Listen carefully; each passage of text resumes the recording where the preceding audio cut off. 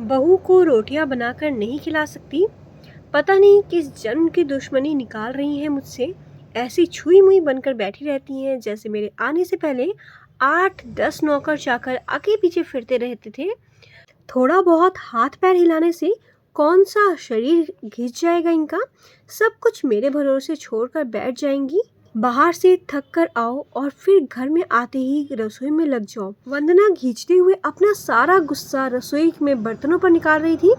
ऐसा नहीं था कि उनकी सास रुक्मणी जी को बहू के बड़बड़ाने का भान नहीं था, लेकिन वो भी ठिठाई पर थी। बहू की बड़बड़ाहट को एक कान से सुनकर दूसरे कान से निकाल रही थी। वंदना एक पढ़ी लिखी लड़की थी। उसका सपना था कि वो अपने पैरों पर खड़ी होगी। उसने नौकरी के लिए कई जगह आवेदन भी दे रखा था। इस बीच जब उसके लिए अनिकेत का रिश्ता आया तो उसने साफ साफ कह दिया था कि वो शादी इसी शर्त पर करेगी कि शादी के बाद उसे अच्छी नौकरी मिली तो कोई उसे नौकरी करने से नहीं रोकेगा। आखिर इतना पढ़ने लिखने के बाद मिली तो कोई उसे नौकरी करने से नहीं रोकेगा। आखिर इतना पढ़ने लिखने के बाद वो घर पर नहीं बैठ सकती। अनिकेत और उसके घर वालों को इस बात से कोई आपत्ति नहीं थी कि उनकी बहू नौकरी करेगी, इसलिए दोनों तरफ से खुशी खुशी से रिश्ता हो गया। शादी के कुछ दिनों बाद ही वंदना का ज्वाइनिंग लेटर आ गया।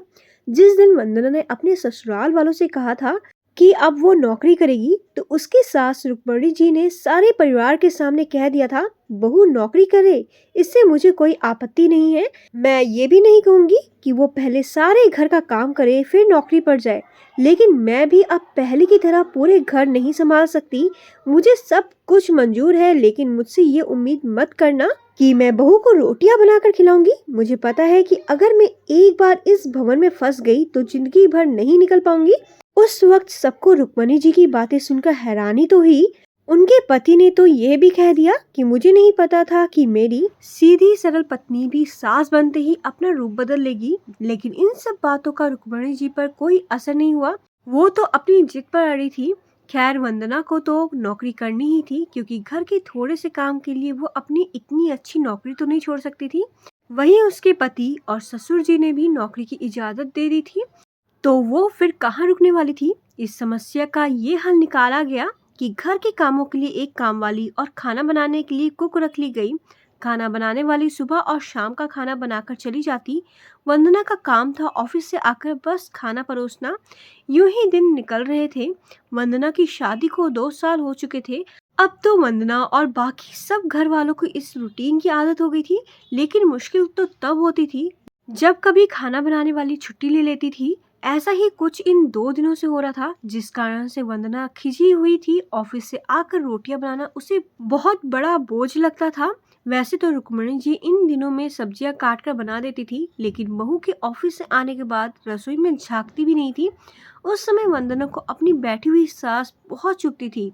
वो बड़बड़ाती रहती और रोटियां बनाती रहती। बाद में अपनी माँ से फोन पर भर भर कर शिकायत करती, जिसके बाद उसे थोड़ा सा सुकून मिलता था। कुछ दिनों बाद वंदना के भाई की भी शादी तय हो गई। वंदना की होने वाली भाभी भी नौकरी पेशा थी। वंदना की माँ ने सगाई के वक्त ही खुश होते हुए गर्व से कह दिया, भाई मैं तो और सासों की तरह नहीं हूँ जो बहू के आने पर हाथ धर कर बैठ जाऊं। जब अभी तक पूरा घर संभाल रही थी तो अब क्यों नहीं। मेरी बहू को मेरी तरफ से पूरी छूट रहेगी। जब एक माँ अपने बच्चों को रोटियां बनाकर खिला सकती है तो बहू को क्यों नहीं खिला सकती। बहू तुम निश्चिंत होकर नौकरी करना, रसोई मैं संभाल लूंगी। वंदना की माँ के उच्च विचार सुनकर उसकी होने वाली भाभी का पूरा परिवार और खुद वंदना भी गदगद हो गई। वाह माँ, आप कितने बड़े दिल की हैं। काश मेरी सास भी आपकी तरह होती, लेकिन मेरी किस्मत में ये सुख कहाँ। मेरी सास को तो बस हुक्म चलाना आता है। मुझे गर्व है कि मेरी माँ इतने खुले विचारों की है। अपनी चिड़चिड़ाहट निकालते हुए वंदना बोली। कुछ दिनों में ही वंदना के भाई की शादी हो गई और कुछ दिनों बाद ही वंदना की भाभी ने अपनी नौकरी ज्वाइन कर ली। वंदना की माँ भी अपनी बहू को हथेलियों पर रखती थी। सुबह उसका नाश्ता, टिफिन, फिर रात का खाना भी तैयार करती थी। अपने हाथों से परोसकर सबको खाना खिलाती थी। उनकी बहू भी मम्मी जी करती हुई अपनी पसंद नापसंद बताती रहती थी, जिसे वंदना की माँ बड़े चाव से पूरा करने में लगी रहती थी। खुशी खुशी दिन बीत रहे थे, लेकिन ये प्रक्रिया धीरे धीरे अब उदासीनता में बदल रही थी। वंदना की भाभी तो अब कुछ भी ना करने की आदत पड़ गई थी। एक दिन जब वंदना फ़ोन पर अपनी माँ से बात कर रही थी तो उसकी माँ बस रो पड़ी। बेटा मैं इतना करती हूँ तेरी भाभी के लिए, फिर भी उसे मेरी कद्र नहीं। अरे मेरी दी हुई छूट अब मुझ पर ही भारी पड़ने लगी है। क्या हुआ माँ, आप ऐसे क्यों बोल रही हैं? आप तो भाभी का मुझसे भी ज़्यादा ध्यान रखती हैं। क्या भाभी ने आपसे कुछ कहा है? वंदना बेचैन होते हुए पूछने लगी। कुछ क्या बेटा, अब तो सब कुछ वो मुझे ही कहती है। ऑफिस से आने के बाद एक गिलास पानी के लिए भी मुझे आवाज देती है। नाश्ते में थोड़ी देर हो जाए तो मदद करने के बजाय गुस्सा होकर यूं ही बिना खाए चली जाती है। आखिर मेरा भी कुछ आत्मसम्मान है या नहीं? मैं तो उसके लिए बस कामवाली बनकर रह गई हूँ। माँ ये तो बहुत गलत बात है।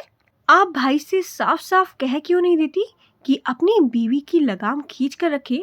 आप माँ है, कोई नौकरानी नहीं। भाभी नौकरी करती हैं इसका ये मतलब नहीं कि आप पर हुक्म चलाएंगी।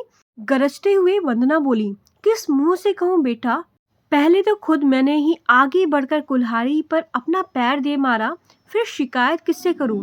तेरे पापा ने तो कहा भी था कि बहू को ज्यादा छूट दोगी तो बाद में पछताओगी, लेकिन मैं ही बड़ाई की भूखी थी जो अपनी बहू को सर पर चढ़ा लिया। एक बात कहूँ बेटा, तू चाहे अपनी सास को कुछ भी कहे, लेकिन समधन जी का ये फैसला सही था कि वो बहू को रोटियां बनाकर नहीं खिलाएंगी।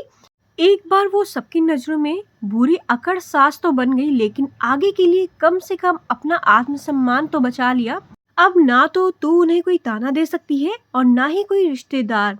काश मैंने भी शुरू से ही घर गृहस्थी की पूरी जिम्मेदारी अपने सर पर लेने से इनकार कर दिया होता तो आज मेरा ये हाल ना होता। माँ की बातें सुनकर वंदना निशब्द हो गई। भारी मन से उसने फोन रख दिया। बाहर हॉल में आकर देखा तो सास ससुर आराम से बैठकर बातें कर रहे थे। बातें करते करते उसकी सास अपने नाखूनों पर नेल पेंट लगा रही थी, जिसे देखकर ससुर जी उन्हें चिढ़ा रहे थे। अब बुढ़ापे में ये फैशन करके किसे दिखाओगी? मेरी तो नजर भी कमजोर हो गई है। किसी को नहीं दिखाना मुझे, मैं तो अपनी खुशी के लिए लगाती हूँ। सारी उम्र तो घर गृहस्थी में उलझी रही, अब अवकाश का वक्त आया है तो अपने शौक तो पूरे कर लूं। पता नहीं कब भगवान के घर से बुलावा आ जाए। वंदना की सास मुस्कुराते हुए बोली। पता नहीं आज क्यों वंदना अपनी सास की बातें सुनकर चिढ़ नहीं रही थी, बल्कि वो भी मुस्कुरा उठी। सही तो कह रही है मम्मी जी, एक गृहिणी को अपने लिए वक्त ही कब मिलता है।